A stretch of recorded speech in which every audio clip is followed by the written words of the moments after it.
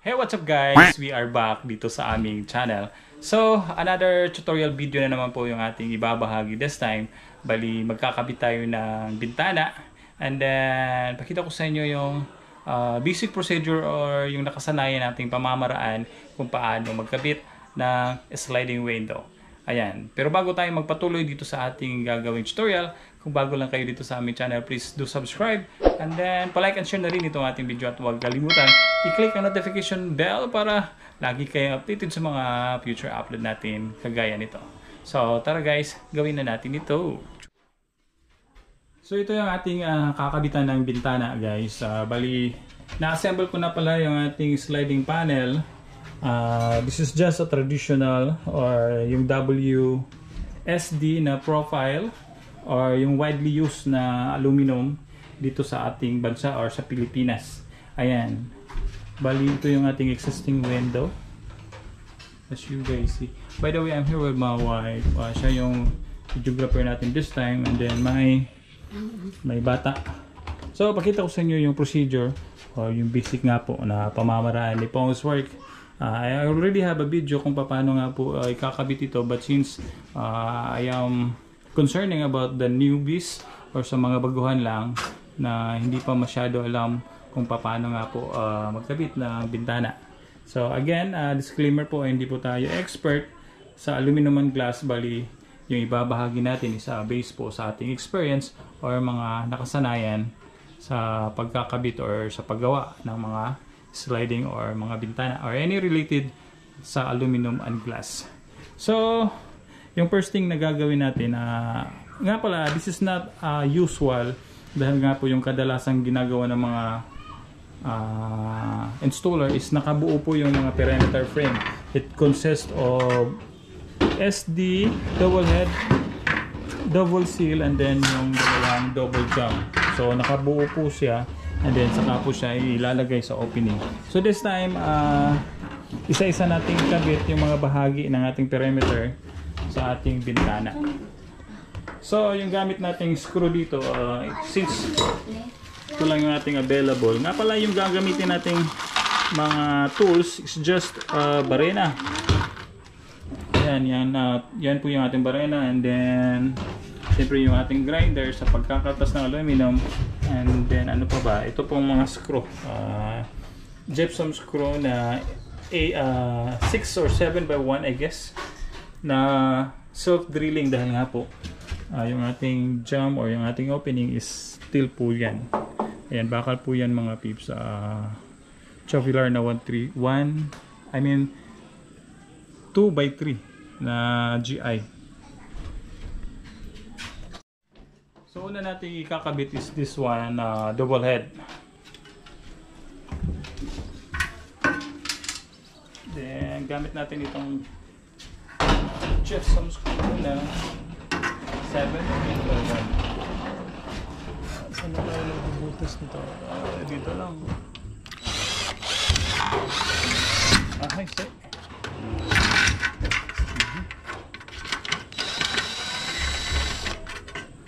Medyo matigas. Matigas yung ulo.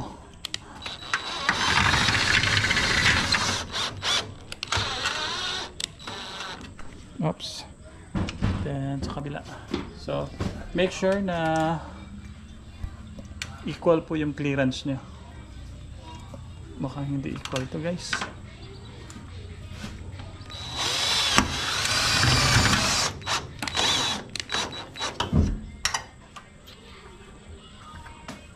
That's it.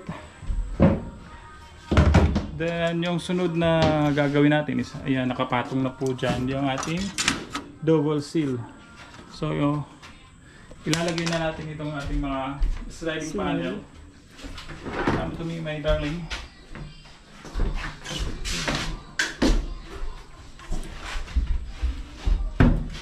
Our long dress, very kita-kita. It's okay. Then, babawasan lang natin itong ibabaw na bahagi ng ating interlocker.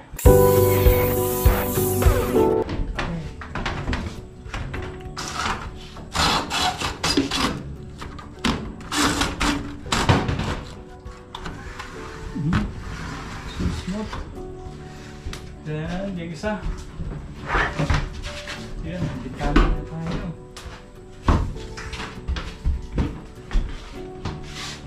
So yung measurement nga pala sa ibabawas natin, it's either 3/4 or 7/8.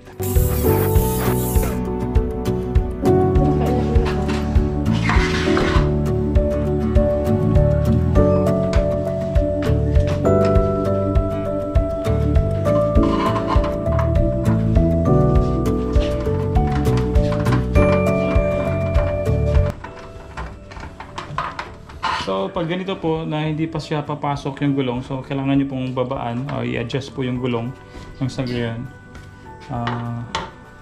May pasok nyo po yung gulong sa kanyang release, sa kanyang guide nga pala. Yun na yun. And then dito sa kabila, bababa lang natin yung gulong, guys. Wait lang. Nasaan na yung gulong? Kalib.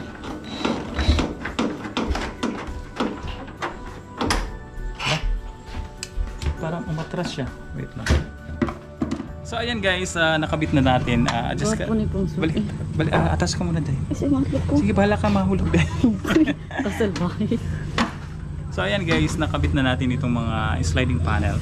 So test nyo po kung smooth na ba yung pagkaka-slide ng ating mga sliding panel.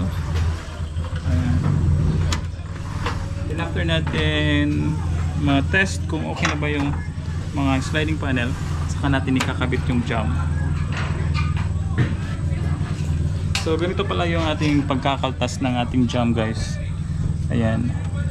So yung iba is itong double seal po yung kinakaltasan. So dito sa atin, ito pong double jam yung ating kinakaltasan. Bali yung advantage nito is once short po kayo, pwede niyo po siyang i-adjust, then magkalso kayo or maglagay kayo ng angular.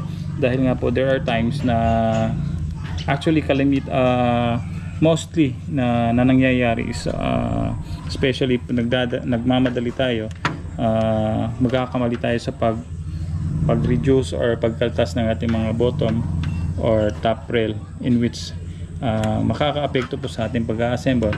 So yan po yung nangyayari, ma-short yung ating mga sliding panel. So in that case, pwede nyo pong i-adjust yung double jam natin. Pag ganito po yung pagkakaltas, pwede nyo po yung ma-move. If ever sobra naman po yung pagkakakating ng ating mga bottom or top rail, pwede nyo po yung tanggalan ng palikpik. So in this case, na-arrive natin yung tamang kaltas. So ganito lang yung process natin, guys, sa pagkaltas. Ganyan. Then, maglagay tayo ng marking dito. Wait lang. Kita ba? Then sa labas naman na part. So ayan guys, ganito yung ating process sa pagkakaltas ng ating double head dito, double jam rather. Ito po yung kaltas sa ibabaw na bahagi or sa double head na part. So saka natin ipasok. Can you please fly the drone? Fly the drone. So ayan. So yan po yung nagiging looks or hitsura niya, guys. Dito sa taas na bahagi. Wait lang.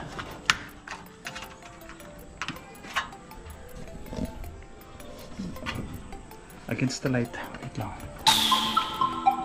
So yan na po yung result natin, guys, sa pagkakaltas. So make sure na yung dugtungan is 0-0 po siya. So yan po yung process na nakasanayan natin. And then dito sa may babang bahagi. Guys. Ayan. See? Then make sure na yung part dito is 0-0 rin. Nasa gayon na hindi po siya pangit tignan. So repeat the process lang po sa kabila.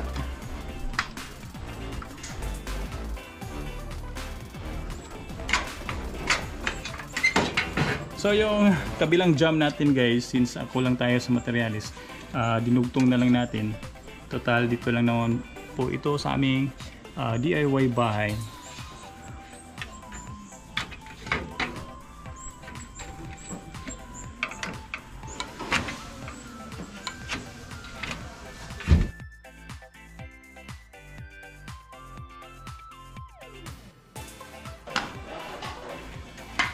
So para ma-arrive nyo po yung malinis na pagkakabawas, make sure na straight po yan. Ang sa gayon, maganda pong tingnan. Magandang tingnan. Nabululol, nabululol. Nabululol lang ako eh. Nabululol. Hayaan mo na si Pong. Nabulol si Pongsworth. See? Can I have it?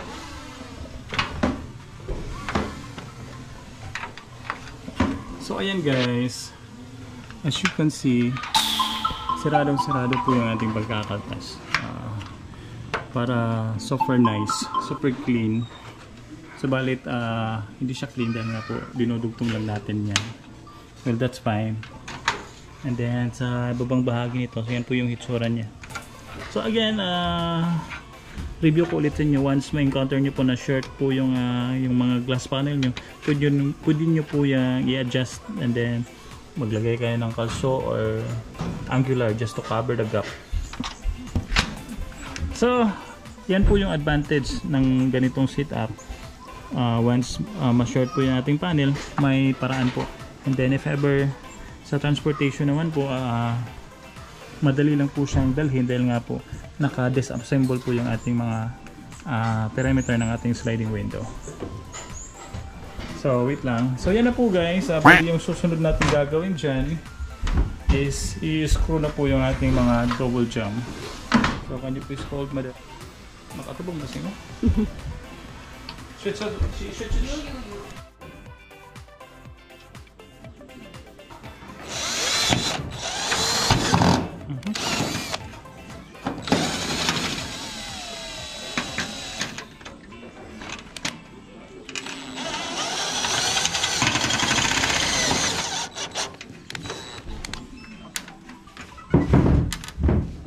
Ada ka video be? Lain mga kamera.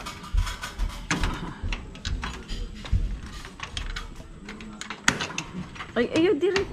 Mahulog.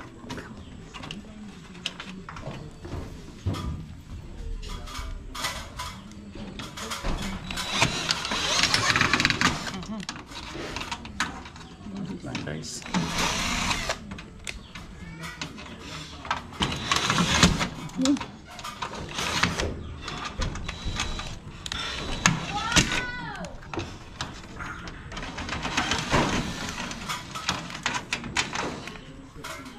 Kaya pala bali yung pick.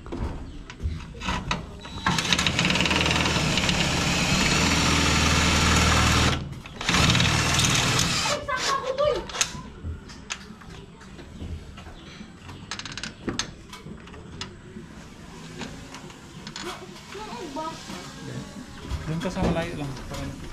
Okay, mahadlog na rada ko. Hindi rin magkama. Wala. Mayo Daneb. Gusto siya gamay ba para ano? Mahadlog na ko. Bisig may slide na gani ni kuan. Yung slide good. Parang ang hulog dia.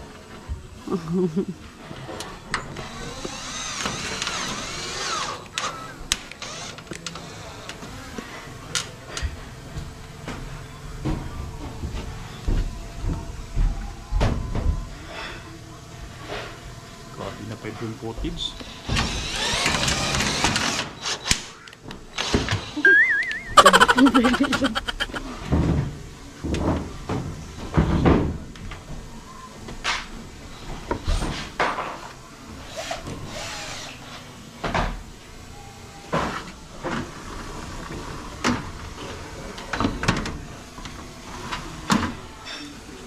That's it guys, we're done.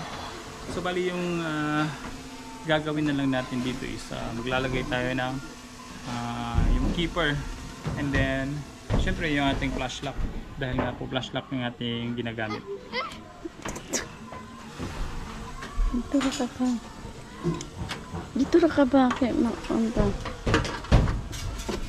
Anak ka?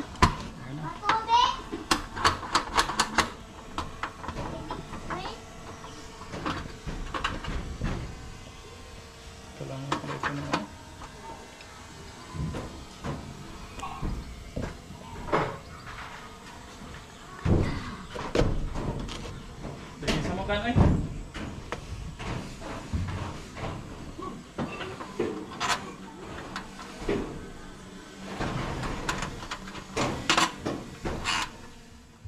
So ito na po yung result sa ating ginawang pagkakabit ng sliding window. Ayan. So para ma-arrive nyo po yung malinis na pagkakabit o pagdudugtong, make sure na 0-0 po yung pagkakadugtong or pagkaka-joint ng ating mga bahagi o yung mga bahagi ng ating sliding window. Ayan. So in this case, like I said, dinudugtong po natin yung isang jump dahil kulang tayo sa materials. So yung ginamit nga pala nating perimeter frame or yung jump is contrast po sa ating mga panel, sliding panel. Contrast po yung kulay dahil nga po puti. So disclaimer po, yung procedure na ginawa natin is based po sa ating experience. Hindi po tayo talaga expert or magaling dito sa sliding or sa paggawa ng mga aluminum and glass windows. So sana may nakuha kayong konting idea related dito sa ating pagkabit or pag-install ng sliding window dito sa aming DIY bahay. So yan na muna ngayon.